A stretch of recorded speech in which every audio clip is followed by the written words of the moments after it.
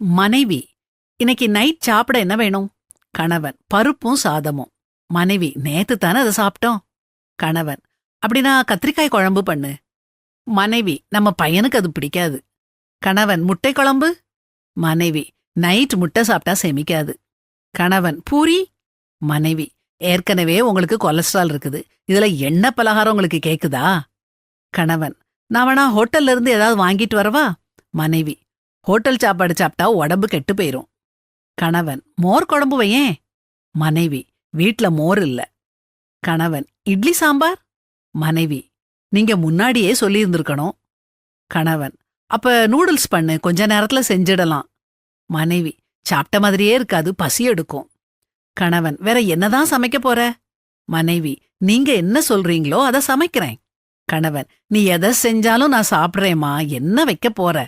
மனைவி, ரசமும் துவையலும். இந்த மனைவி மாதிரி சிலர் நமக்கு பல சாய்ஸஸ் தர்றது மாதிரி பேசுவாங்க. ஆனா அதுல ஒரு சாய்ஸ் கூட இருக்காது. அவங்க நினைக்கிறதத்தான் நாம தேர்ந்தெடுக்கிறது மாதிரி இருக்கும். இவங்க மாய்மாலக்காரங்க. இப்படிப்பட்டவங்கள பார்த்து இயேசு சொல்றத கேளுங்க. வெள்ளையடிக்கப்பட்ட கல்லறைகளுக்கு ஒப்பாயிருக்கிறீர்கள். அவைகள் புறம்பே அலங்காரமாய் காணப்படும், உள்ளேயோ மரித்தவர்களின் எலும்புகளினாலும் சகல அசுத்தத்தினாலும் நிறைந்திருக்கும்.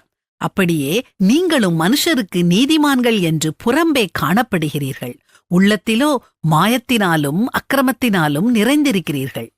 நாம எப்படி இருக்கிறோம்? யோசிச்சு பாப்போம்.